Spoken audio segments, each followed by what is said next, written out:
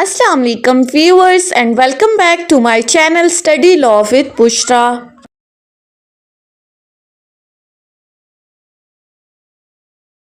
So we are discussing fingertips lectures of Law Gate, and in today's video we are going to start a new subject, that is Kanun-e-Shahadat Order 1984. But before starting the discussion, I request you all to please subscribe to my channel and don't forget to press the bell icon for latest updates. Do share this video with your friends and don't forget to comment your feedback. So let's move towards the discussion. कानून-ए-शहादत order 1984 से पहले जो act prevail कर रहा था that was evidence act 1872, यानी कि गवाही से मुतालिक एविडेंस से मुतालिक जो कानून था वो एविडेंस एक्ट 1872 था।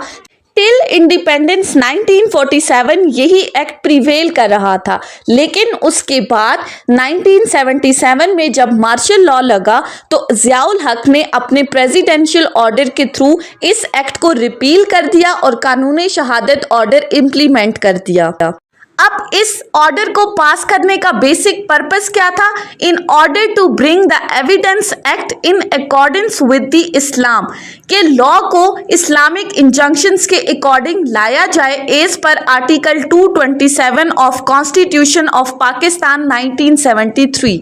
अब ये जो कानून है, कानून-ए-शहादत ऑर्डर, ये किसके मुतालिक है? ये गवाही के मुतालिक है। सो ये गवाही के मुतालिक ऑर्डर कब पास किया गया था? प्रेसिडेंशियल ऑर्डर के थ्रू 28 अक्टूबर 1984 को प्रेसिडेंट ज़ियाउल हक की तरफ से ये ऑर्डर पास किया गया था।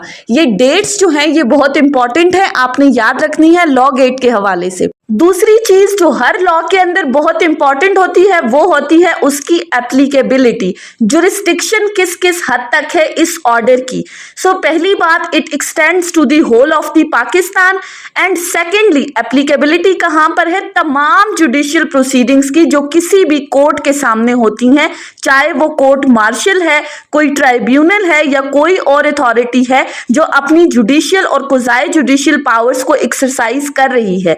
लेकिन सिंपली आपने याद क्या रखना है कि non applicability of this order क्या है कि ये ऑर्डर आर्बिट्रेटर्स के ऊपर अप्लाई नहीं होता, यानी कि जो प्रोसीडिंग्स एक आर्बिट्रेटर के सामने होती हैं उन पर ये ऑर्डर एप्लीकेबल नहीं है। बाकी जितनी भी जुडिशियल प्रोसीडिंग्स हैं, वो कोर्ट मार्शल है, ट्राइब्यूनल है, कुजाए जुडिशियल जितनी भी हैं, उन तमाम के ऊपर ये कानून-ए-शहादत ऑर्डर एप्लीकेबल है। ये भी लॉ गेट के अंदर पूछा जाता है कि इस ऑर्डर की एप्लीकेबिलिटी कहाँ पर नहीं है। सो आपने याद रखना है आर्बिट्रेटर्स के ऊपर ये अप्लाई नहीं होता। अब कानून-ए-शहादत गवाही से मुतालिक कानून है, तो हमने सबसे पहले देखना है कि गवाही देने वाला कौन है। विटनेस जो वर्ड विट से निकला है, जिसका मतलब है इंटेलिजेंट, कैपेबल, जिसके पास इंटेलेक्चुअल कैपेबिलिटीज हो, यानी कि ऐसा पर्सन जो कोर्ट ऑफ लॉ के अंदर आया है किसी डॉक्यूमेंट्स को प्रूव करने के लिए, उसकी इतनी इंटेलेक्चुअल कैपेबिलिटीज होनी चाहिए कि वो माइन्यूटली चीज़ों को ऑब्जर्व करे, उनको अपने माइंड में स्टोर करे एंड देन एक्सप्लेन इट और reproduce it before the court of law. तो ऐसे पर्सन को हम कहते हैं कि वो कौन है? आइडियल विटनेस है। अब इस कानून-ए-शहादत ऑर्डर के अंदर डिफरेंट क्वेश्चंस हैं। गवाह कौन हो सकता है? गवाही कौन दे सकता है? कितने बंदे हैं जो गवाही दे सकते हैं? नंबर ऑफ द विटनेसेस, कौन ऐसे लोग हैं जो कि गवाही नहीं दे सकते ऑल्दो वो कॉम्पिटेंट है? फिर किन चीज़ों से मुतालिक गवाही दी जा सकती है? क्या कौन से ऐसे सर्कमस्टांसेस हैं जिनमें गवाही देनी है? सो इन तमाम क्वेश्चंस को हम वन बाय वन डिस्कस करेंगे अपने इस फिंगर टिप्स लेक्चर के अंदर। सबसे पहले हम स्टार्ट करते हैं आर्टिकल 3 से। आर्टिकल 3 बात करता है हु मे टेस्टिफाई, जो हमारा पहला क्वेश्चन है कि कौन गवाही दे सकता है। सो आर्टिकल 3 ने सबसे पहली बात करते हुए कहा all persons shall be competent to testify, बात ही खत्म कर दी। आर्टिकल 3 ने कहा कि तमाम लोग गवाही दे सकते हैं, लेकिन शर्त क्या रखी है गवाही के लिए कि ऐसे बंदे जो कि कंडीशन क्या है कि जो के सवालों को समझने की सलाहियत रखते हैं, who understands the question and give rational answers to those question, जिनके अंदर इतनी सलाहियत है कि वो सवाल को समझे और उसके बाद उस सवाल का दुरुस्त जवाब दें, तो वो तमाम लोग कॉम्पिटेंट हैं गवाही देने के लिए। अब यहां पर कैटेगरीज को उसने खत्म कर दिया, मेल, फीमेल, माइनर, मेजर, ये तमाम कैटेगरीज खत्म होगी, बल्कि जितने भी लोग, चाहे वो टेंडर एज के हैं, चाहे वो ओल्ड एज के हैं, चाहे वो किसी बॉडीली डिजीज से सफर कर रहे हैं, अगर उनकी मेंटल कैपेसिटी इतनी है, अगर उनकी इंटेलेक्चुअल कैपेबिलिटीज इतनी हैं कि वो क्वेश्चंस को समझने के बाद उस क्वेश्चन का रेशनल आंसर दे सकते हैं, तो वो गवाही देने के लिए कॉम्पिटेंट है। आर्टिकल 3 ने हमें ये बता दिया। सो आर्टिकल 3 के अंदर कैटेगराइज नहीं किया हुआ एजेस को, कैपेबिलिटीज को, बल्कि सिर्फ क्या कहा, अंडरस्टैंडिंग होनी चाहिए। अगर आपकी अंडरस्टैंडिंग अच्छी है तो आप एविडेंस के लिए कोर्ट में कॉम्पिटेंट हो। फिर इसी तरह आगे एक प्रोवाइजो दी है कि अगर कोई बंदा पर्जरी कमिट कर रहा है, यानी कि उसने कोर्ट ऑफ लॉ में पहले फॉल्स एविडेंस दिया था, तो उसको एलिजिबल विटनेस कंसिडर नहीं किया जाएगा। लेकिन फिर फर्दर इसी प्रोवाइजो को कोर्ट मजीद एक्सप्लेन करते हुए लॉ में कहा गया कि अगर तो कोर्ट सेटिस्फाई हो जाती है that he has repented and मेंडेड his veg, उसने अब इन तमाम कामों को छोड़ दिया है और अपना रास्ता दुरुस्त कर लिया है, then he is a reliable witness now the court can accept him as an ideal witness, as a competent witness. So perjury के लिए भी कंडीशन रखती कि अगर he has mended his ways and repented then he will be consider a competent witness. फिर तीसरी बात इसी आर्टिकल 3 के अंदर बताई गई है कि कॉम्पिटेंसी ऑफ विटनेस जो है, उनकी क्वालिफिकेशंस को इन accordance with the Islam determine किया जाएगा। यानी कि जो होली कुरान और सुन्ना के अंदर एक विटनेस की क्वालिफिकेशंस बताई गई हैं। अब क्या क्वालिफिकेशंस है? अंडरस्टैंडिंग ऑफ द पर्सन, उसकी प्रॉपर अंडरस्टैंडिंग होनी चाहिए, फ्रीडम फ्रॉम बायसनेस, वो किसी के फेवर में गवाही ना दे, बाइस्ड ना हो, और थर्डली तस्कियत शहूद का जो शर्त है वो रखी गई है। तस्कियत शहूद कौन है? ऐसा पर्सन जो कि पाकीज़ा गवाह है, जिसने कोई गुनाह कबीरा कमिट नहीं किया, वो क्लीन हैंड्स के साथ कोर्ट में गवाही देने के लिए आया है, तो वो कॉम्पिटेंट है। सो आर्टिकल 3 ने क्या कहा? All persons who are capable of understanding the questions and give rational answers to those questions irrespective of their age and bodily diseases। इसी तरह पर्जरी कमिट करने वाला पर्सन्स भी एलिजिबल विटनेस कंसिडर किया जाएगा if he has repented and मेंडेड his veg. अब पहला question तो हमने डिस्कस कर लिया कि कौन गवाही दे सकता है। फिर दूसरी बात, हमने दूसरा क्वेश्चन कहा था कि कौन से ऐसे बंदे हैं कि जो ऑल्दो कॉम्पिटेंट हैं, वो क्वेश्चंस को समझ सकते हैं, लेकिन फिर भी वो गवाही नहीं दे सकते। सो आर्टिकल 4 टू आर्टिकल 16 इस चीज को एक्सप्लेन कर रहा है कि ऐसे persons who are although a competent witness but can not be compelled as a witness in the court of law, वो कौन कौन से लोग हैं। सो हम इन आर्टिकल्स में उसको डिस्कस करेंगे। जिनको इम्यूनिटी दी गई है, who are enjoying the extra benefit which is granted by the law, their communication is privileged, they are given the legal benefit। So article 4 to 15 deals with the classes of privileged communication। सबसे पहली class है जजेस and magistrates. इनको आप compel नहीं कर सकते regarding their own conduct in the court of law, and if anything comes to their knowledge during the case, इस चीज के लिए आप उनको कंपेल नहीं कर सकते। They are given the privilege, आप इनको एज अ विटनेस कोर्ट में अपीयर होने के लिए मजबूर नहीं कर सकते। लेकिन अगर कोई ऐसी चीज जो कि उस मैजिस्ट्रेट के सामने हो रही है, वो उसमें आई विटनेस है, तो उस चीज के लिए उसको विटनेस बुलाया जा सकता है। Secondly, communication between the husband and wife, married couple के दरमियान ड्यूरिंग दी मैरिज जो भी कम्युनिकेशन हुई है उसको डिस्क्लोज नहीं करवाया जा सकता। नेक्स्ट है हमारे पास स्टेट अफेयर्स के unpublished records of the state के लिए स्टेट ऑफिशियल्स को कंपेल नहीं किया जा सकता कि वो कोर्ट ऑफ लॉ में आके आंसर करें उन रिकॉर्ड्स के बारे में। फोर्थली, ऑफिशियल कम्युनिकेशंस जो ऑफिशियल पर्संस हैं वो भी आंसरेबल नहीं है for what they are doing in their official capacity, they are privileged.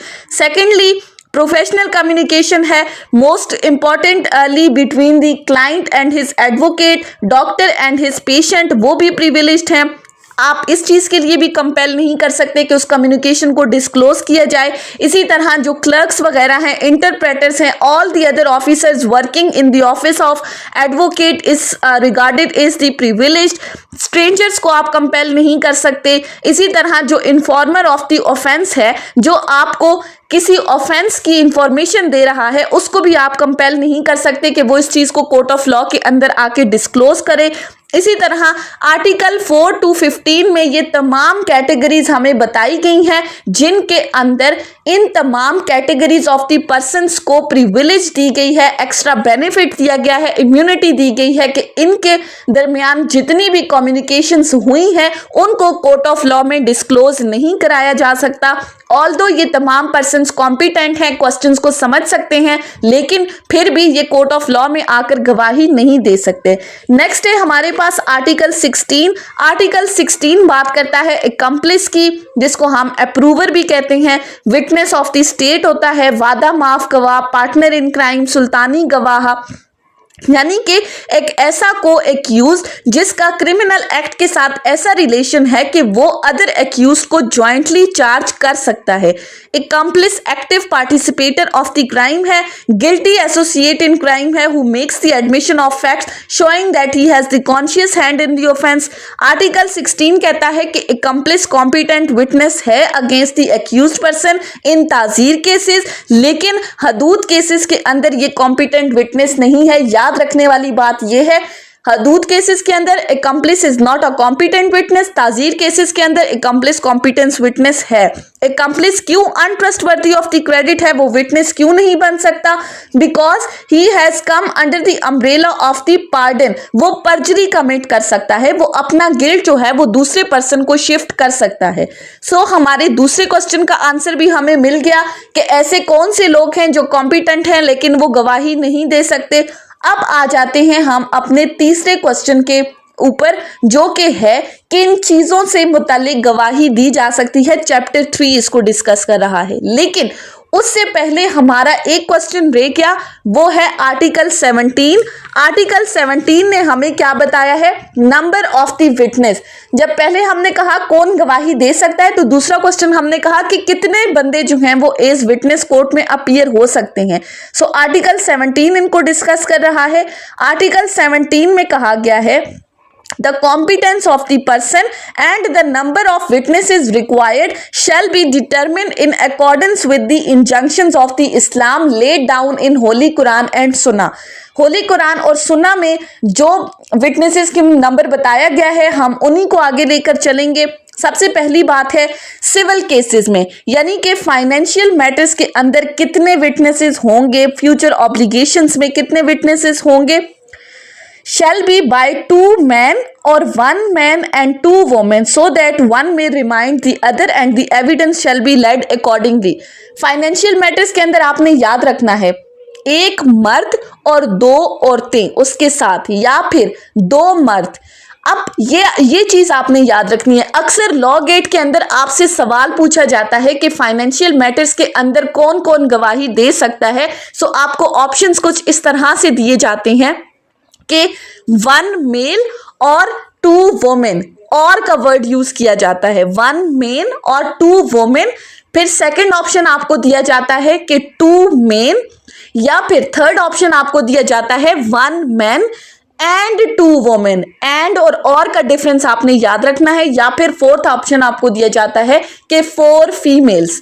सो आपने क्या याद रखना है कि फाइनेंशियल मैटर्स के अंदर वैसे तो 2 एडल्ट मेल मेंबर्स होंगे, लेकिन जहां पर 2 मेल मेंबर्स नहीं है तो एक मेल के साथ 2 फीमेल उस एक के बदले में आएंगी, यानी कि एक के बदले में 2 औरतों की गवाही कंसीडर की जाएगी। सो जहां पर ऑप्शन होगा 1 मेल प्लस 2 फीमेल, तो आप उस ऑप्शन को टिक करोगे, या अगर कहीं पर दिया होगा 4 फीमेल तो वो ऑप्शन भी करेक्ट है। लेकिन जहां पर हो 1 मेल और 2 फीमेल्स तो वो और वाला ऑप्शन कभी भी करेक्ट नहीं है। ये चीज आपने याद रखनी है, हमेशा स्टूडेंट्स इसमें गड़बड़ कर देती हैं।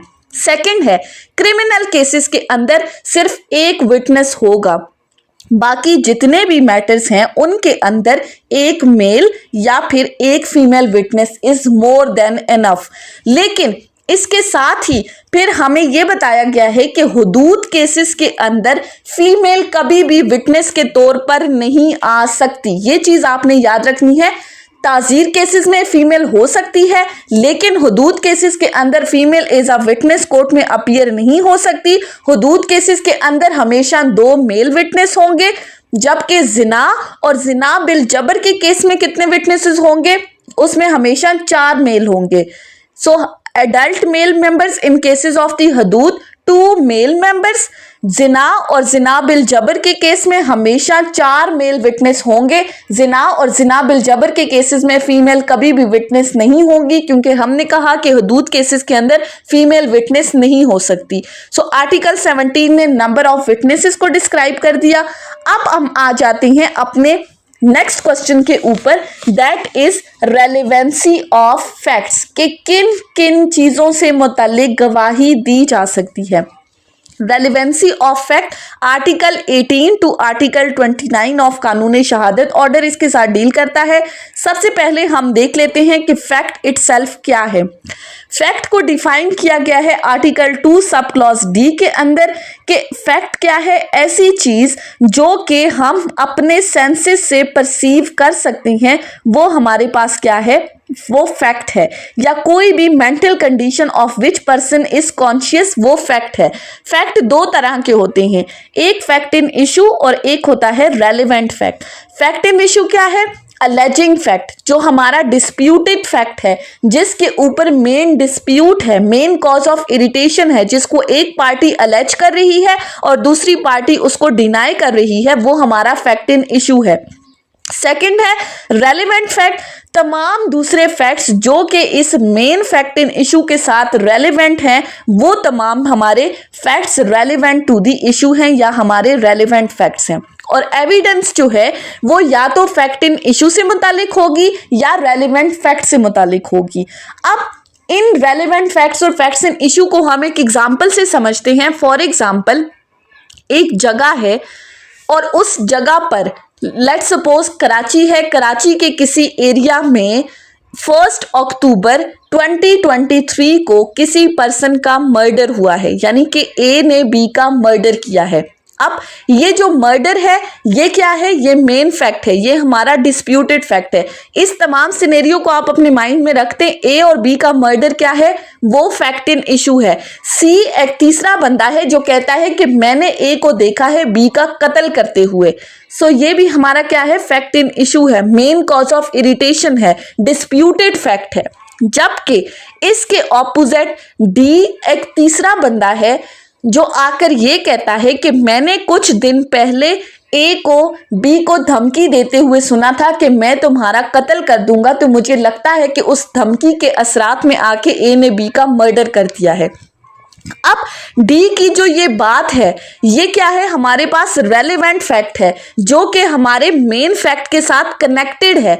सो ऐसे फैक्ट्स जो कि मेन फैक्ट के साथ कनेक्टेड हैं वो रेलेवेंट फैक्ट्स हैं और उन रेलेवेंट फैक्ट से मुतालिक गवाही दी जा सकती है। अब इसके साथ कुछ इररेलेवेंट फैक्ट्स होते हैं जिनको प्रूफ करने की जरूरत नहीं होती, लेकिन अगर वो इररेलेवेंट फैक्ट्स रेलेवेंट हो जाते हैं, वो फैक्ट इन इशू के साथ कनेक्ट कर जाते हैं, तो फिर वो रेलेवेंट हो जाते हैं। जैसे अब यहां पर आकर एक तीसरा बंदा कहता है कि ए तो उस वक्त कराची में था ही नहीं, ए तो मेरे साथ लाहौर में था। सो ये सो ये क्या है, ये है plea of alibi, proving oneself otherwise than the place of crime. कि ऑब्वियसली एक बंदा अगर लाहौर में है तो वो कराची में आके मर्डर तो नहीं कर सकता, वो दोनों जगहों पर एक साथ तो मौजूद नहीं हो सकता। सो ये article 24 sub clause 2 plea of alibi, जो कि हमेशा एक्यूज की तरफ से लिया जाता है, हमेशा क्रिमिनल केसेस में लिया जाता है। ये क्या है, other things in other connection. So fact in issue हमेशा सेम डेट पर सेम प्लेस पर कोई भी ऐसे facts that are happening on the same place and same date that are called fact in issue, जो कि आर्टिकल 19 रेस्ट जस्टिस के बारे में बता रहा है। जबकि रेलिवेंट फैक्ट क्या है, facts on any other place any other time but still they are relevant because they are connected to the main fact. अब इसके अलावा मजीद कुछ फैक्ट्स हैं जो कि हमारे मेन इशू के साथ रेलिवेंट हैं, जैसा कि मोटिव है, इंटेंशन है, यानी कि ऑफेंस कमिट करने के पीछे का मकसद क्या था। मोटिव रेलिवेंट है, इंटेंशन रेलिवेंट है, प्रिपरेशन रेलिवेंट है, previous and subsequent conduct relevant है, यानी कि आपकी conduct before and after the fact in issue, after commission of the offence, वो भी रेलिवेंट है। इसी तरह criminal conspiracy, things done by conspirator in reference to common design, उसका हर एक्ट जो है वो रेलिवेंट है। इसी तरह facts that are showing the existence of state of body, mind और बॉडीली फीलिंग्स, वो भी रेलिवेंट है। फैक्ट्स इंसिडेंटल और एक्सीडेंटल, ये तमाम फैक्ट्स भी जो हैं वो रेलिवेंट हैं। अगर कोई कस्टम है, कोई यूजेज है जो कि पर्टिकुलरली मेन इशू के साथ लिंक कर रहा है तो वो भी रेलिवेंट है। रूटीन वर्क जो है वो हमारा रेलिवेंट नहीं है, लेकिन सर्टेन सिचुएशंस ऐसी अराइज हो जाती हैं जिनके अंदर हमारा रूटीन वर्क भी जो है वो रेलिवेंट कंसिडर हो जाता है।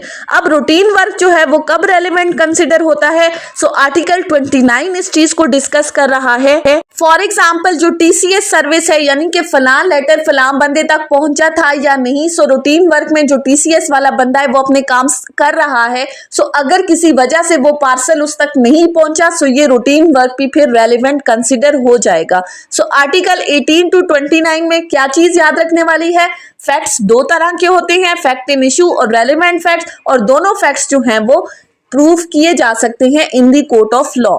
उसके बाद आ जाते हैं हम अपने नेक्स्ट टॉपिक के ऊपर, जो कि है एडमिशंस और कन्फेशंस।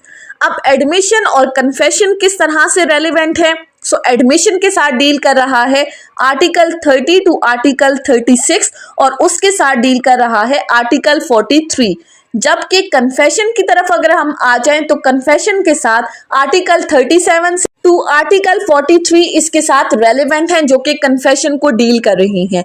अब एडमिशन क्या है, एडमिशन की एप्लीकेबिलिटी हमेशा होती है सिविल केसेस के अंदर। This is a concept of civil justice system. जबकि on the other hand confession हमेशा क्रिमिनल केसेस में होता है। It is a concept of criminal justice system. कानूनी शहादत ऑर्डर के अंदर कन्फेशन को डिफाइन नहीं किया गया, लेकिन हम कन्फेशन को किस तरह से डिफाइन करते हैं, एडमिशन ऑफ गिल्ट। सो अगर आप किसी अपने इलीगल एक्ट की एक्नॉलेजमेंट कर रहे हो, इकबाले जुर्म कर रहे हो, तो फिर हम कहते हैं कि ये क्रिमिनल जस्टिस सिस्टम का कॉन्सेप्ट है। अब एडमिशन क्या है, एडमिशन और कन्फेशन के दरमियान जो बेसिक डिफरेंस है वो क्या है, वो हम समझते हैं एक एग्जाम्पल के थ्रू। फॉर एग्जाम्पल हमारे पास 4 बंदे हैं, ए बी सी और डी, एडमिशन में भी और कन्फेशन में भी। अब ए एक बंदा है जो कि आके इस चीज का एडमिट कर रहा है, इस चीज का एतराफ कर रहा है कि हमारा एक और ई पर्सन है, उसके साथ एक कॉन्ट्रैक्ट हुआ था। ए ने एक स्टेटमेंट दी तमाम लोगों के बिहाफ पे।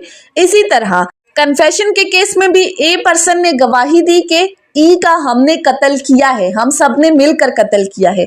अब एडमिशन के केस में ए की जो ये स्टेटमेंट है कि हम सब ने मिलकर ई के साथ कॉन्ट्रैक्ट किया है, वो रेलेवेंट है।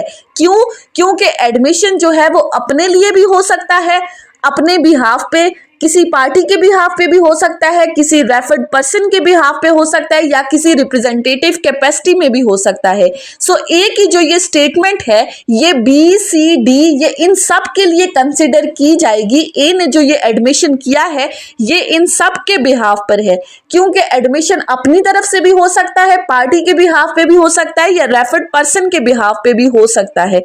अब ये रेफर्ड पर्सन्स कौन हो सकते हैं, ये अपॉइंटेड पर्सन्स कौन हो सकते हैं, जिनको पार्टीज खुद रेफर करती हैं तो तब कोर्ट उनको बुलाती है। लेट्स सपोज हम एक एग्जांपल से देख लेते हैं। हमारे पास दो बंदे हैं ए और बी। ए और बी आपस में एक कॉन्ट्रैक्ट करते हैं कार सेल आउट करने का। ए बी को अपनी कार सेल आउट कर रहा है और बी ए को कहता है कि आया तुम्हारी कार एक्सीडेंटेड है या नहीं। तो ए बी को सेटिस्फाई कर देता है कि मेरी कार एक्सीडेंटेड नहीं है, जिस पर बी पर्सन ए के साथ कॉन्ट्रैक्ट करके उसकी ये कार खरीद लेता है। अब होता क्या है कि कुछ देर बाद ये भी दोबारा ए के पास आता है और कहता है कि तुमने मुझसे झूठ बोला था, तुम्हारी कार एक्सीडेंटेड है। जिस पर ए कहता है कि मैंने ये कार मैकेनिक की शॉप से उठाई थी, सो हम मैकेनिक से पूछ लेते हैं कि आया ये कार एक्सीडेंटेड है या नहीं। सो यहाँ पर ए ने रेफर कर दिया मैकेनिक को। अब मैकेनिक आया, उसने इस कार को चेक किया और उसने कार चेक करते हुए कहा कि ये कार पहले से एक्सीडेंटेड थी। बी पर्सन का इसमें कोई फॉल्ट भी नहीं है। सो ये थर्ड पर्सन मैकेनिक को जो अपॉइंट किया है ये क्या है, रेफर्ड पर्सन है। और इन रेफर्ड पर्सन्स की जो स्टेटमेंट है वो वैलिड एडमिशन कंसिडर की जाएगी। अब इसी तरह इन एडमिशंस के साथ आर्टिकल 43 है जो कि बात करता है स्टॉपल की, कि admission acts as a estoppel. Estoppel क्या है, स्टॉपल मीन्स टू स्टॉप, यानी कि एडमिशंस के बाद आप अपनी स्टेटमेंट से रिट्रैक्ट नहीं कर सकते, आप अपनी स्टेटमेंट से मुकर नहीं सकते। ऑल्दो एडमिशन कंक्लूसिव प्रूफ नहीं है बट स्टिल ये आपको स्टॉप कर देता है, आप अपनी स्टेटमेंट से हट नहीं सकते। अब ये एडमिशंस आइदर ऑरल होते हैं, रिटन होते हैं, फॉर्मल होते हैं, इनफॉर्मल होते हैं, आउटसाइड द कोर्ट हो, इनसाइड द कोर्ट हो, इनकी एविडेंट्री वैल्यू बिल्कुल सेम रहती है।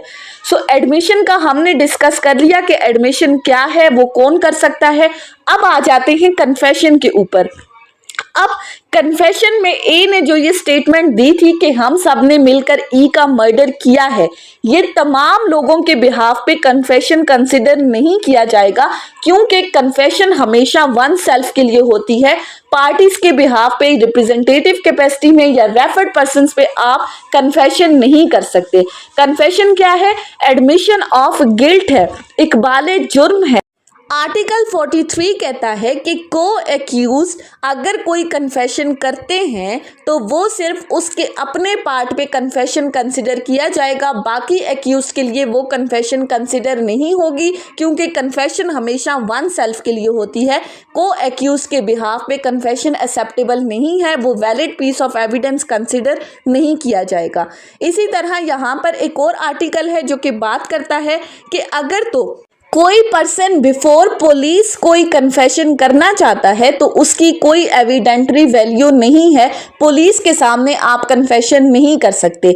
अगर ड्यूरिंग इन्वेस्टिगेशन कोई पर्सन कन्फेशन करना चाहता है तो उसके लिए इम्पॉर्टेंट है कि उसको राइट फोरम यानी कि मैजिस्ट्रेट के सामने पेश किया जाए। मैजिस्ट्रेट के सामने जो कन्फेशन होगी वो valid piece of evidence consider किया जाएगा। वो 164 के CRPC के अंडर वो मैजिस्ट्रेट कन्फेशन को रिकॉर्ड करेगा, because confession before the magistrate is the right forum. So यहाँ से हमारे पास कन्फेशन की दो काइंड्स निकलती हैं, जिसमें हमारे पास एक आ जाती है जुडिशियल कन्फेशन और दूसरी आ जाती है extra judicial confession.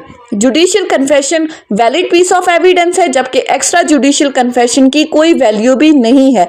Judicial confession हमेशा मैजिस्ट्रेट के सामने होती है, क्योंकि अगर वो मैजिस्ट्रेट के सामने करते हैं that will be considered a secret piece of evidence.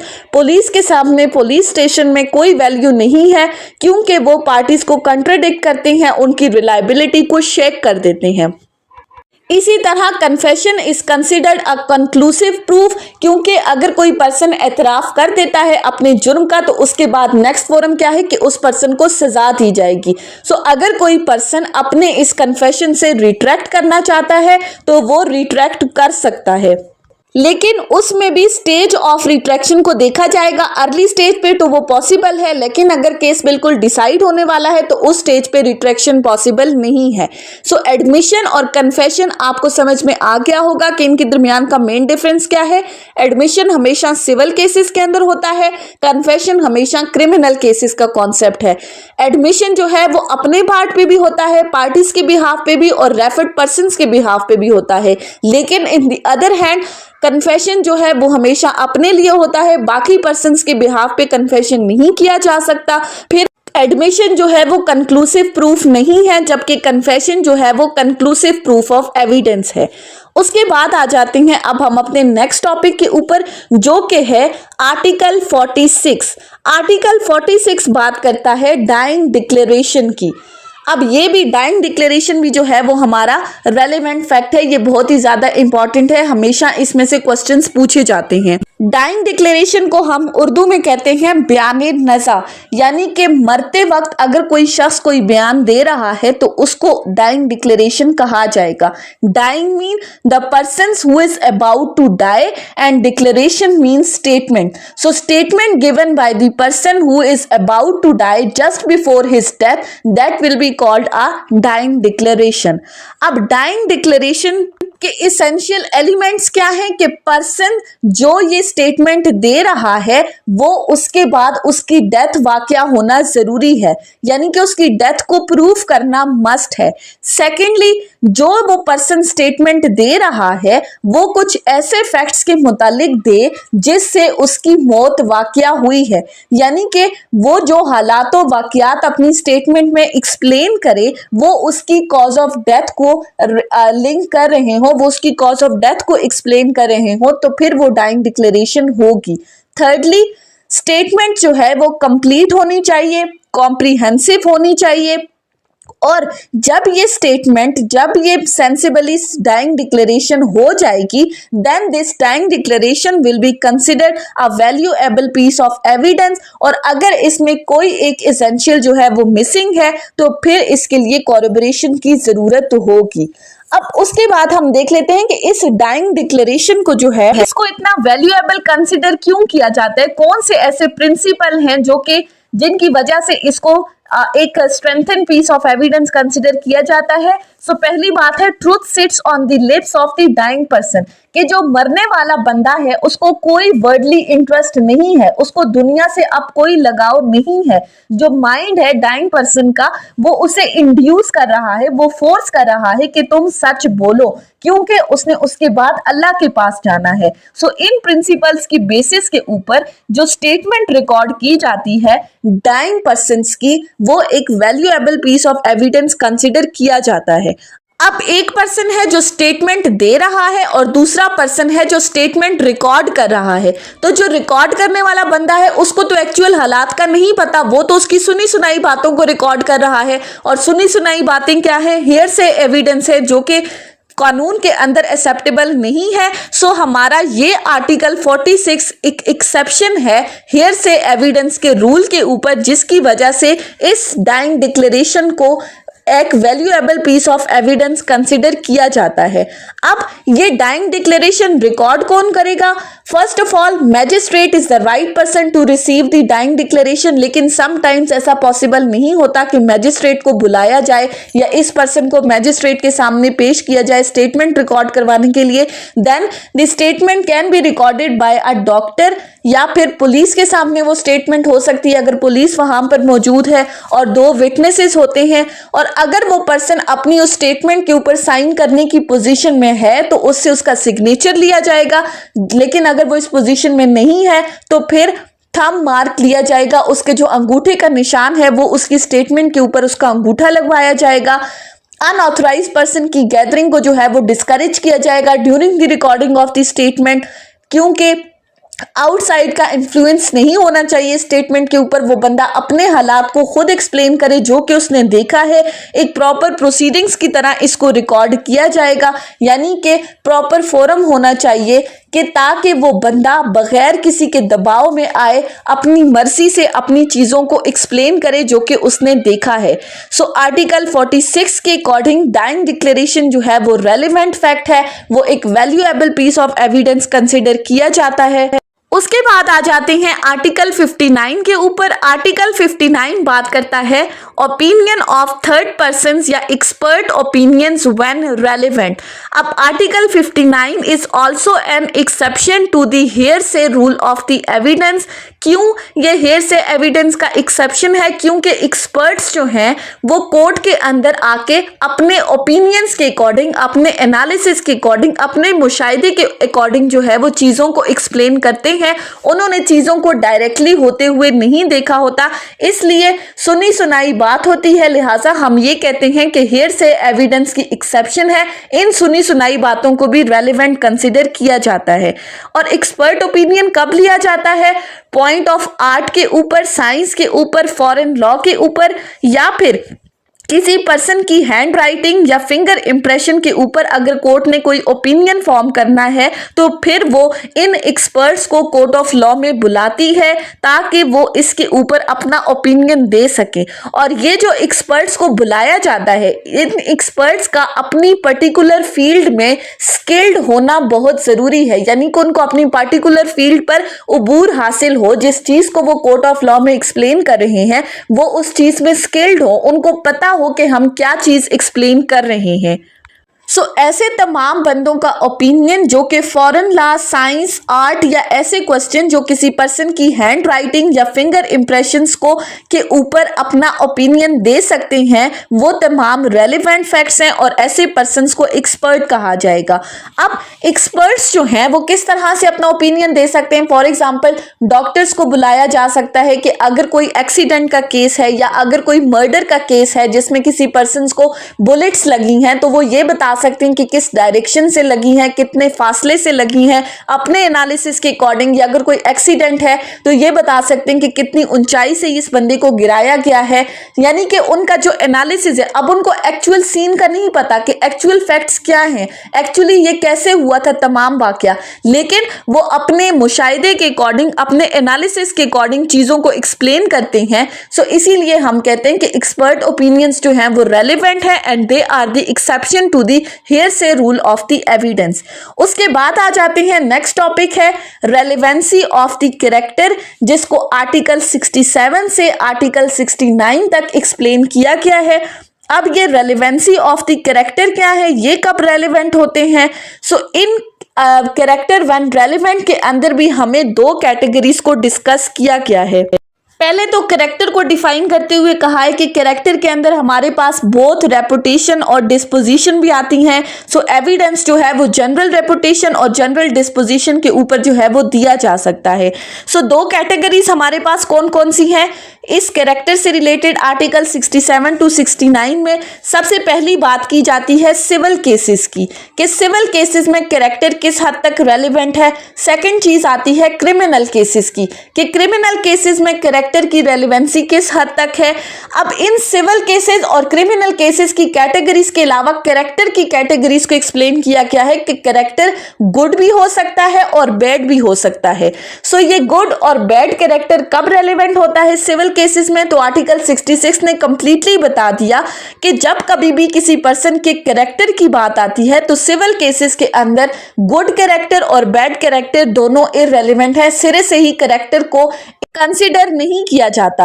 अब दूसरी साइड पर आ जाते हैं क्रिमिनल केसेस के ऊपर। तो आर्टिकल 67 ने कहा कि क्रिमिनल प्रोसीडिंग्स के अंदर the fact that the person accused is of a good character is relevant. तो क्रिमिनल केसेस के अंदर गुड कैरेक्टर रेलिवेंट है, प्रीवियस गुड कैरेक्टर रेलिवेंट है, लेकिन क्रिमिनल केसेस के अंदर जो प्रीवियस बैड कैरेक्टर है वो इररेलेवेंट है, कि आया ये बंदे का कैरेक्टर ठीक था या नहीं, इस चीज से कोई कंसर्न नहीं है, लेकिन रिप्लाई के अंदर उस पर्सन का कैरेक्टर जो है वो रेलिवेंट हो जाएगा। अब रिप्लाई से क्या मुराद है? यानी कि अगर एक्यूज पर्सन खुद अपने कैरेक्टर की गवाही देना शुरू कर दे कि मैंने फलां फलां अच्छे काम किए हैं, मेरा कैरेक्टर इस तरह से है, तो उसकी रिप्लाई में प्रोसिक्यूशन उसके बैड कैरेक्टर को प्रूव करने के लिए एविडेंस ला सकती है। सो आर्टिकल 67 से 69 में क्या कहा कि प्रीवियस बैड या गुड कैरेक्टर सिविल केसेस के अंदर रेलिवेंट नहीं है, क्रिमिनल केसेस के अंदर प्रीवियस गुड कैरेक्टर रेलिवेंट है, बैड कैरेक्टर इररेलेवेंट है। और ये बैड कैरेक्टर इररेलेवेंट से रेलिवेंट कब हो जाता है? रिप्लाई के अंदर। स्टार्ट करते हैं हम चैप्टर 4 से। Chapter 4 deals with the topic of oral evidence और ये स्टार्ट होता है आर्टिकल 70 से। अब आर्टिकल 70 की तरफ आ जाएं तो आर्टिकल 70 कहता है proof of the facts by oral evidence. अब इसमें सिंपल कहा गया है कि एविडेंस हमारे पास दो तरह की होती हैं, ऑरल एविडेंस और डॉक्यूमेंट्री एविडेंस। ऑरल एविडेंस कौन सा होता है कि जब आप एक स्टेटमेंट की फॉर्म में अपना एविडेंस कोर्ट में पेश करते हैं, अपना बयान रिकॉर्ड करवाते हैं, तो उसको हम कहते हैं ऑरल एविडेंस। जबकि इसके कंट्रास्ट में जो डॉक्यूमेंट्री एविडेंस है वो in the form of document है। आप कोर्ट के अंदर कोई दस्तावेजात पेश कर रहे हो, कोई डॉक्यूमेंट्स पेश कर रहे हो, so that is called documentary evidence. Article 70 हमें कहता है कि all the facts except the contents of documents may be proved by oral evidence, कि oral evidence तमाम situations में दिया जा सकता है except the contents of documents। जहां पे आपने किसी document के contents को prove करना है तो वहां पर आप documentary evidence ही लेकर आएंगे, वहां पर oral evidence acceptable नहीं है। oral evidence बाकी तमाम facts को prove करने के लिए admissible है कोर्ट ऑफ लॉ के अंदर, लेकिन जहां पर डॉक्यूमेंट्स के कंटेंट की बात आती है तो वहां पर आपने डॉक्यूमेंट्री एविडेंस ही लेकर आना है। और in the presence of documentary evidence oral evidence is excluded. जहां पर डॉक्यूमेंट्री एविडेंस आप कोर्ट में लेकर आते हो तो वहां पर ऑरल एविडेंस की कोई वैल्यू नहीं होती, वहां पर ऑरल एविडेंस एक्सक्लूड हो जाता है। Oral evidence is not admissible in the presence of documentary evidence. अब डॉक्यूमेंट्री एविडेंस की आगे हमारे पास फर्दर कुछ काइंड्स हैं जिनमें हमारे पास आता है primary documentary evidence, secondary documentary evidence, public documents and private documents. हम वन बाय वन इनको डिस्कस करते हैं। सबसे पहली क्लास है हमारे पास प्राइमरी डॉक्यूमेंट्री एविडेंस की। Primary documentary evidence is explained under section article 73 and 75, while secondary documentary evidence is explained under article 74 and 76 of कानूनी शहादत ऑर्डर। अब सबसे पहले हम देख लेते हैं कि प्राइमरी डॉक्यूमेंट्री एविडेंस क्या है। So primary evidence means the document itself produced for the inspection of the court, यानी कि जो आपके ओरिजिनल डॉक्यूमेंट्स हैं वो आपका प्राइमरी डॉक्यूमेंट्री एविडेंस है। अब कैसे? फॉर एग्जाम्पल किसी पर्सन का आइडेंटिटी कार्ड है, वो आईडी कार्ड आपका ओरिजिनल डॉक्यूमेंट है, लेकिन अगर आप उसी डॉक्यूमेंट की फोटोकॉपी करवा लेते हो, उसी आईडी कार्ड की फोटोकॉपीज करवा लेते हो, तो वो आपका क्या है? वो सेकेंडरी डॉक्यूमेंट्री एविडेंस है। सो सिंपली इन दोनों के दरमियान डिफरेंस क्या हुआ? प्राइमरी ओरिजिनल चीज है और सेकेंडरी उस ओरिजिनल की फोटोकॉपी है। फिर प्राइमरी एविडेंस को मजीद एक्सप्लेन करते हुए कहा है कि when a document is executed in several parts, each part is a primary evidence, कि जहां पर कोई डॉक्यूमेंट सेवरल पार्ट्स में एग्जीक्यूट किया गया है। लेट्स सपोज कि आपने कोई एग्रीमेंट किया है और आपका वो एग्रीमेंट जो है वो डिफरेंट डॉक्यूमेंट्स पर मुश्तमिल है, एक से ज्यादा डॉक्यूमेंट्स पर मुश्तमिल है, तो हर एग्रीमेंट का वो डॉक्यूमेंट जो है वो आपका प्राइमरी एविडेंस है। फिर फर्दर कहा है when the document is executed in counter part, each counter part is a primary evidence. For example अगर आप किसी पर्सन के साथ कोई कॉन्ट्रैक्ट करते हो और आप एक लेटर के थ्रू उसे अपनी ऑफर भेजते हो, जब उसे ये ऑफर रिसीव हुई तो उसने एक इन रिटर्न आपको एक लेटर भेजा जिसके अंदर वो अपनी एक्सेप्टेंस को शो कर रहा है। तो ये जो दोनों लेटर्स हैं ये काउंटर पार्ट्स हैं एक ही कॉन्ट्रैक्ट के। सो हर काउंटर पार्ट जो है वो आपका प्राइमरी एविडेंस है।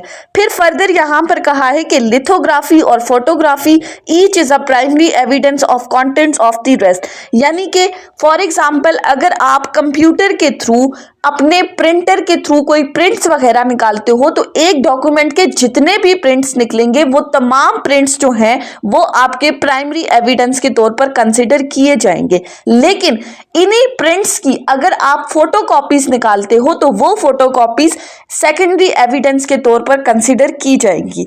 सो सेकेंडरी डॉक्यूमेंट्री एविडेंस क्या है कि copies through mechanical process, photographs और of copy compared with the original documents, all these are considered in the category of secondary documentary evidence। so simple difference क्या है? Primary documentary evidence is the original document while secondary documentary evidence is the photocopy of original one। अब हम देखते हैं कि public documents और private documents के दरमियान क्या डिफरेंस है और ये कौन कौन से डॉक्यूमेंट्स हैं। अब एक बात आपने याद रखनी है कि जहां पर आप किसी डॉक्यूमेंट को प्राइमरी एविडेंस के थ्रू प्रूफ कर सकते हो तो वहां पर जो सेकेंडरी एविडेंस है, जो फोटोकॉपीज है, वो एडमिसिबल नहीं होंगी। यानी कि ओरिजिनल की प्रेजेंस में फोटोकॉपी को कंसिडर नहीं किया जाएगा। लेकिन आर्टिकल 76 हमें कुछ ऐसी सिचुएशंस बताता है कि जहां पर डॉक्यूमेंट से रिलेटेड सेकेंडरी एविडेंस भी एडमिसिबल है कोर्ट ऑफ लॉ के अंदर। अब वो कौन कौन सी सिचुएशंस है? Number 1, if the primary documentary evidence is a part of judicial record.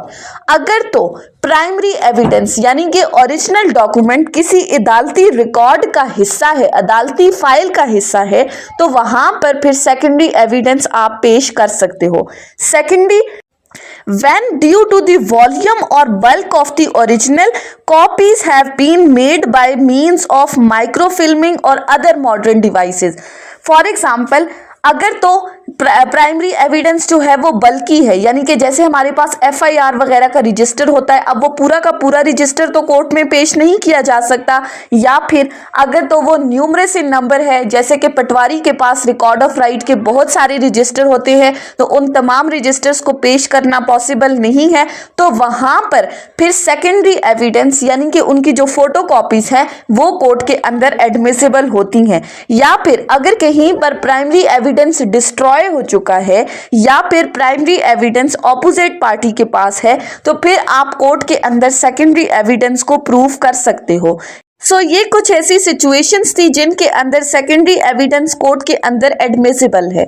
अब हम नेक्स्ट आ जाते हैं पब्लिक एंड प्राइवेट डॉक्यूमेंट्स के ऊपर। पब्लिक और प्राइवेट डॉक्यूमेंट्स को डील करता है आर्टिकल 85 to 89 ऑफ कानून शहादत ऑर्डर। अब सबसे पहले बात आती है कि पब्लिक डॉक्यूमेंट कौन से हैं। ऐसे डॉक्यूमेंट्स जिन तक हर बंदे की रसाई मुमकिन है, यानी कि ऐसे डॉक्यूमेंट्स, ऐसा रिकॉर्ड जो कि हर बंदे के लिए इजीली एक्सेसिबल है। सिंपली पब्लिक डॉक्यूमेंट्स वो डॉक्यूमेंट्स हैं जहां पर गवर्नमेंट इन्वॉल्व है किसी भी तरह से। फॉर एग्जांपल जो हमारे लॉज वगैरह हैं, जो गवर्नमेंट की तरफ से सर्टिफिकेट इशू किए जाते हैं, या कोई भी रिकॉर्ड जो गवर्नमेंट की तरफ से मेंटेन किया जाता है, जिनको किसी भी वक्त कोई भी पर्सन एक्सेस कर सकता है, उनको हम कहते हैं कि वो तमाम डॉक्यूमेंट्स पब्लिक डॉक्यूमेंट्स की कैटेगरी में फॉल करते हैं। जबकि इनके ऑपोजिट प्राइवेट डॉक्यूमेंट कौन से हैं? अब कानूनी शहादत ऑर्डर ने प्राइवेट डॉक्यूमेंट को एक्सप्लेन नहीं किया, उन्होंने सिर्फ क्या कहा कि वो डॉक्यूमेंट्स जो पब्लिक डॉक्यूमेंट्स की कैटेगरी में फॉल नहीं करते वो तमाम हमारे पास प्राइवेट डॉक्यूमेंट्स है। अब पब्लिक डॉक्यूमेंट के अंदर अगर आप देखें निकाहनामा, जब तक वो निकाहनामा एक पर्सन के पास होता है वो उसका क्या होता है, वो प्राइवेट डॉक्यूमेंट होता है। लेकिन जैसे ही उस डॉक्यूमेंट को आप रजिस्टर करवा लेते हो, वो पब्लिक रिकॉर्ड का हिस्सा बन जाता है, तो फिर वो डॉक्यूमेंट आपका प्राइवेट नहीं रहता बल्कि वो पब्लिक डॉक्यूमेंट बन जाता है। अब प्राइवेट डॉक्यूमेंट कौन कौन से हैं? कोई भी ऐसे डॉक्यूमेंट जो किसी पर्सन ने या ग्रुप ऑफ पर्सन ने अपनी इंडिविजुअल या कलेक्टिव कैपेसिटी में बनाए हैं, वो डॉक्यूमेंट हमारे पास प्राइवेट डॉक्यूमेंट है। For example contract of sale, lease, mortgage, deeds, power of attorneys etcetera. अब उसके बाद आ जाते हैं हम अपने नेक्स्ट टॉपिक के ऊपर, जो कि बात करता है प्रिजम्पशन ऑफ डॉक्यूमेंट्स की। अब ये प्रिजम्पशन ऑफ डॉक्यूमेंट्स को कौन सा सेक्शन आर्टिकल एक्सप्लेन करता है? आर्टिकल 90 से आर्टिकल 101 प्रिजम्पशन को एक्सप्लेन करते हैं। सिंपली प्रिजम्पशन को क्या कहते हैं? हम किसी चीज को प्रिज्यूम करना, यानी कि ऐसा fact which is not proved but thought to be proved, यानी कि ऐसी चीज जो अभी साबित नहीं हुई, जो अभी प्रूव नहीं हुई, लेकिन प्रिज्यूम ये कर लिया जाता है, फर्ज ये कर लिया जाता है कि ये चीज इस तरह से है। अब डॉक्यूमेंट से रिलेटेड क्या प्रिजम्पशन ली जाती है कि 30 इयर्स ओल्ड डॉक्यूमेंट जो है उसकी जेन्युइननेस को करेक्ट कहा जाता है, कि 30 साल पुराना जो डॉक्यूमेंट है प्रिज्यूम किया जाता है कि वो बिल्कुल ठीक है। ऑल्दो उस डॉक्यूमेंट में कोई एम्बिग्विटी हो सकती है, लेकिन प्रिज्यूम ये किया जाता है कि वो डॉक्यूमेंट करेक्ट है। इसी तरह जितने भी डॉक्यूमेंट्स रजिस्टर्ड हो चुके हैं उन तमाम रजिस्टर्ड डॉक्यूमेंट को भी प्रिज्यूम किया जाता है कि वो बिल्कुल ठीक है। इसके अलावा जितने भी गवर्नमेंट की अथॉरिटी की तरफ से मैप्स या प्लान्स वगैरह इशू किए जाते हैं उनको भी प्रिज्यूम किया जाता है कि वो बिल्कुल ठीक है। Next is presumptions as to power of attorney. Court ये प्रिज्यूम कर लेती है कि हर वो डॉक्यूमेंट जो कि पावर ऑफ अटॉर्नी है वो एडमिनिस्टर किया गया है, वो एग्जीक्यूट किया गया है, नोटरी पब्लिक ने उसको ऑथेंटिकेट किया है और ये प्रॉपरली एग्जीक्यूट हो चुका है, यानी कि उसकी जेन्युइननेस को भी करेक्ट प्रिज्यूम कर लिया जाता है। सो ये कुछ प्रिजम्पशंस हैं जो डॉक्यूमेंट से मुतालिक ली जाती हैं। ऑल्दो ऐसी चीज़ प्रूव नहीं हुई, लेकिन हम उसको प्रिज्यूम ये कर लेते हैं, हम फर्ज ये कर लेते हैं कि अगर ऐसी चीज़ है तो ये इस तरह से ही होगी। उसके बाद आ जाते हैं हम अपने नेक्स्ट टॉपिक के ऊपर, जो कि है exclusion of oral by documentary evidence. Chapter 6 इसको एक्सप्लेन कर रहा है, आर्टिकल 102 से आर्टिकल 110 तक। सिंपली इस टॉपिक के अंदर हमें क्या बताया गया है? हमने एक चीज डिस्कस की थी कि जहां पर हमारे पास डॉक्यूमेंट्री एविडेंस मौजूद है तो ये डॉक्यूमेंट्री एविडेंस ऑरल एविडेंस को एक्सक्लूड कर देता है, यानी कि जहां पर एक चीज आप डॉक्यूमेंट से प्रूव कर देते हो तो वहां पर ऑरल एविडेंस की वैल्यू खत्म हो जाती है, ऑरल एविडेंस को कोर्ट एक्सेप्ट नहीं करती। यहाँ पर कहा गया है कि अगर तो बात आती है, अगर तो क्वेश्चन आता है किसी कॉन्ट्रैक्ट, ग्रांट या अदर डिस्पोजिशन ऑफ प्रॉपर्टी, किसी एग्रीमेंट की, और उस एग्रीमेंट को एक डॉक्यूमेंट की फॉर्म में लिख दिया गया है, तो तमाम केसेस के अंदर जहां पर भी लॉ आपसे ये डिमांड करता है कि आप इस चीज को प्रूव करो, तो वहां पर उस कॉन्ट्रैक्ट, ग्रांट और डिस्पोजिशन ऑफ प्रॉपर्टी के मुतालिक आप कोई भी एविडेंस प्रूव नहीं कर सकते एक्सेप्ट द डॉक्यूमेंट इटसेल्फ, या फिर उस डॉक्यूमेंट का सेकेंडरी एविडेंस उन केसेस में जहां पर सेकेंडरी एविडेंस कोर्ट के अंदर एडमिसिबल है। सो सिंपल इसने कहा है कॉन्ट्रैक्ट, ग्रांट और एग्रीमेंट के तौर पर वो डॉक्यूमेंट ही आपने कोर्ट में प्रोड्यूस करना है, वो डॉक्यूमेंट्री एविडेंस ही एडमिसिबल है। उसके बाद एक सिंपल सा टॉपिक है आर्टिकल 111 से आर्टिकल 112, जो कि बात करता है facts which need not to be proved, कि ऐसे कौन से फैक्ट्स हैं जिनको पार्टीज की तरफ से प्रूव करने की जरूरत नहीं है। सो दो काइंड्स ऑफ फैक्ट्स हैं, number 1 is admitted facts and second is judicially noticeable facts. Admitted facts कौन से हैं? जो कि ऑलरेडी एडमिट हो चुके हैं। यहाँ पर सिंपल है कि अगर कोई पार्टी किसी एक फैक्ट को एलेज कर रही थी और दूसरी पार्टी बजाय उस फैक्ट को डिनाई करने के वो उस फैक्ट को एडमिट कर रही है, एक्सेप्ट कर रही है, so there is no need to prove that admitted facts. अब पार्टीज अगर उन एडमिटेड फैक्ट्स को भी प्रूव करने लग जाएंगी तो कोर्ट का टाइम वेस्ट हो जाएगा। सो पहली चीज, पार्टीज ने एडमिटेड फैक्ट्स को प्रूव नहीं करना। सेकेंड, हमारे पास आते हैं जुडिशियली नोटिसेबल फैक्ट, यानी कि ऐसे फैक्ट्स जिनको साबित करना या जिनके बारे में नॉलेज होना कोर्ट की जिम्मेदारी है, पार्टीज के ऊपर कोई बर्डन ऑफ प्रूफ नहीं है, पार्टीज ने इन फैक्ट्स को प्रूव नहीं करना। अब जुडिशियली नोटिसेबल फैक्ट्स कौन से हैं? कि पाकिस्तान का कानून कौन कौन सा है, आर्टिकल्स ऑफ द वार और आर्म्ड फोर्सेस कौन कौन से हैं, पाकिस्तान के अंदर कितनी सीट्स हैं अदालतों के अंदर और कितनी जो है वो फेडरल गवर्नमेंट के अंदर आती हैं, कितनी सेंट्रल गवर्नमेंट के अंदर आती हैं, प्रोविंशियल गवर्नमेंट के अंदर आती हैं, डिवीजन ऑफ टाइम जो है, टेरिटरीज हैं, छुट्टी कब होगी कब नहीं होगी। सो ऐसे जितने भी फैक्ट्स हैं उनके बारे में नॉलेज रखना कोर्ट की जिम्मेदारी है। पार्टीज ऐसे फैक्ट्स को प्रूव नहीं करेंगी, जुडिशरी ने ये चीज साबित करनी है। उसके बाद आ जाते हैं नेक्स्ट टॉपिक के ऊपर, चैप्टर 8, जो कि बात करता है एस्टॉपल की। अब आर्टिकल 114 से आर्टिकल 116 इस टॉपिक को एक्सप्लेन कर रहा है। सिंपली एस्टॉपल का वर्ड निकला है टू स्टॉप, किसी को रोकना। अब किस चीज से रोकना? ये कहा जाता है कि सिविल केसेस में जहां पर कोई पर्सन अपने किसी एक्ट या ओमिशन से या फिर कोई भी पर्सन कोई ऐसी स्टेटमेंट देता है और उसकी उस स्टेटमेंट देने के बाद कोई दूसरा बंदा उस पर एक्ट अपॉन करता है, यानी कि उसकी स्टेटमेंट सुनने के बाद कोई एक्ट करता है, तो फिर बाद में ये पहला बंदा अपनी उस स्टेटमेंट से डिनाई नहीं कर सकता। आप उस पर्सन को स्टॉप कर देते हैं, उस पर स्टॉपर लग जाता है कि जो बात उसने पहले कही है अब वो उस बात से मुकर नहीं सकता। अब इसको हम समझते हैं एक एग्जाम्पल के थ्रू, जिससे हमें इजीली समझ में आ जाएगा। फॉर एग्जाम्पल हमारे पास दो पार्टीज हैं, ए और बी। ए एक बंदा है जो कि कहता है कि फलां प्लॉट मैंने खरीद लिया है, और बी सी डी बहुत सारे बंदे हैं जिनको आकर ये कहता है कि अगर कोई बंदा मुझसे मेरा ये प्लॉट खरीदना चाहता है तो मैं उसको बेचने के लिए तैयार हूँ। बी दूसरा बंदा सामने आया और उसने उसकी स्टेटमेंट पर यकीन करते हुए कहा कि मैं ये प्लॉट लेने के लिए विलिंग हूँ, मैं तुमसे तुम्हारा ये प्लॉट खरीदना चाहता हूँ, आप मेरे साथ कॉन्ट्रैक्ट कर लो। अब ए ने बी के साथ कॉन्ट्रैक्ट कर लिया, ऑल्दो ए उस वक्त उस प्लॉट का मालिक नहीं था। बाद में ई पर्सन से ए ने वो प्लॉट खरीदा, उसके साथ कॉन्ट्रैक्ट किया, और कितने पैसों में उसने खरीदा? लेट्स सपोज कि उसने ई से प्लॉट परचेज किया है 12 करोड़ में। जब उसको प्लॉट का इंतकाल मिल गया तो उसके बाद एक तीसरा बंदा उसके पास आया जिसने कहा कि मैं तुमसे तुम्हारा ये प्लॉट 14 करोड़ में खरीदना चाहता हूँ।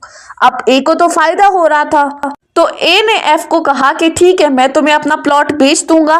तो जब बी को इस सौदे के बारे में पता चला तो उसने आकर ए को कहा कि तुमने मेरे साथ कॉन्ट्रैक्ट किया था, तुमने मेरे साथ इस प्लॉट का सौदा कर लिया है, अब तुम अपनी बात से पीछे नहीं हट सकते। सो यहाँ पर बी ने क्या कर दिया? ए के ऊपर स्टॉपर लगा दिया। अब आप कोर्ट के थ्रू अपने इस कॉन्ट्रैक्ट की स्पेसिफिक परफॉर्मेंस करवाएंगे।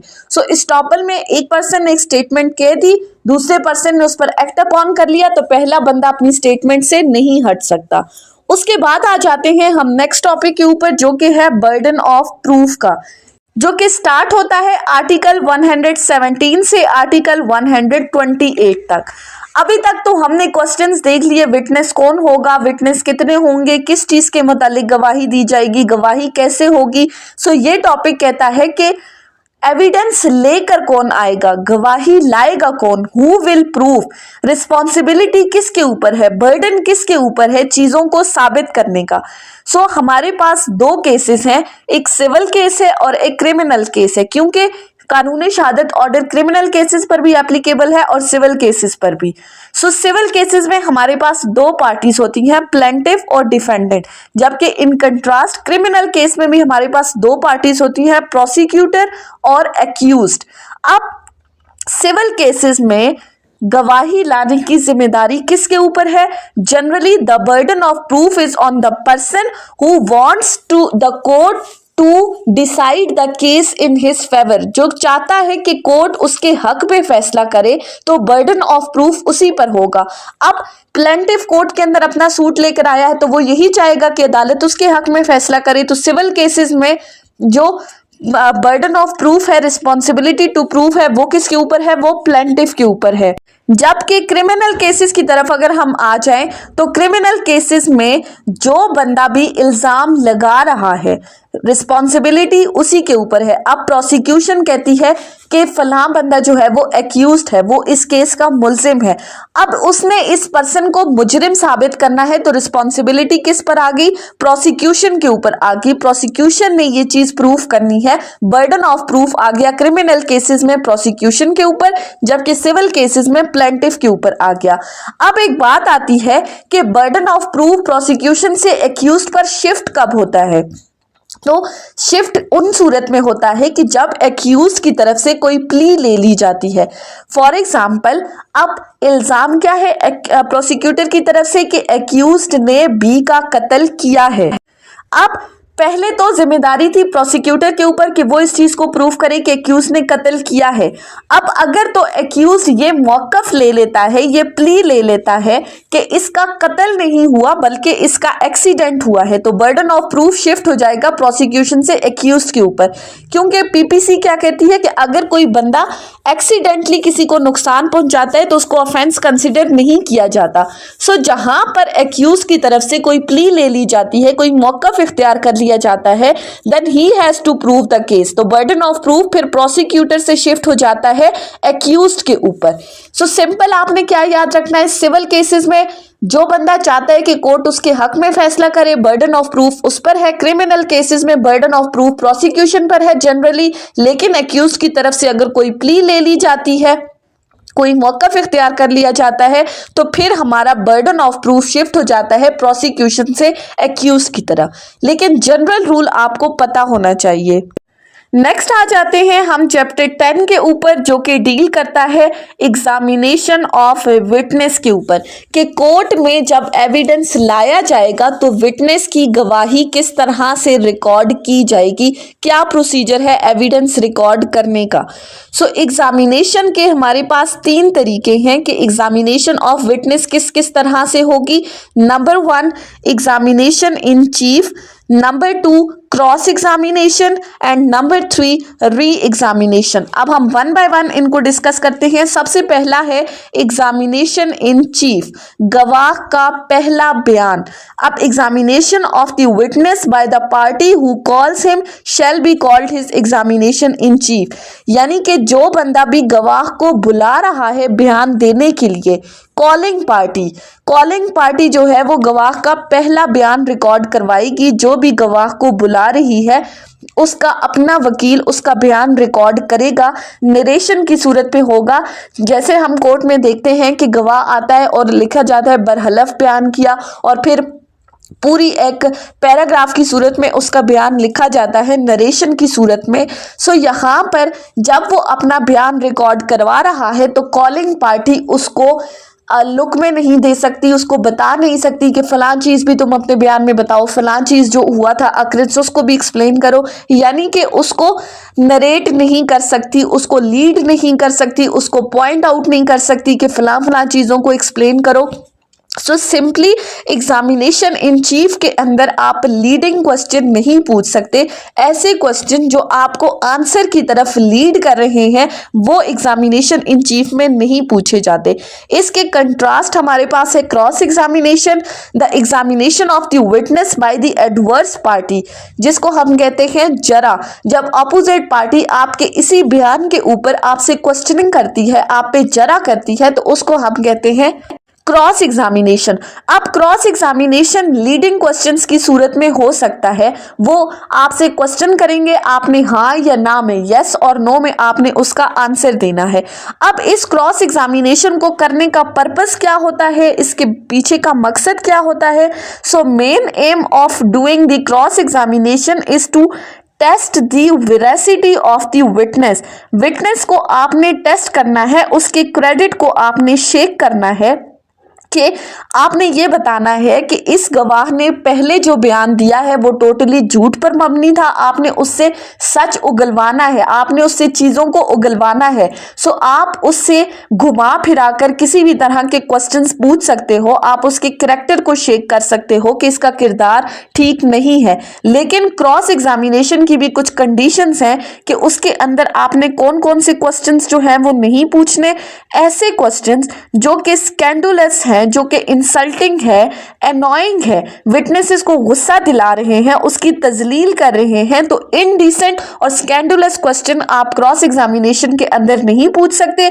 आप सिर्फ ऐसे क्वेश्चन पूछ सकते हो जिससे आपने उसके क्रेडिट को शेक करना है, उसके एतबार को, उसकी ट्रस्टवर्दीनेस को आपने शेक करना है। उसके बाद आ जाते हैं तीसरा प्रोसीजर जो है वो है री एग्जामिनेशन। अब री एग्जामिनेशन क्यों करवाया जाता है?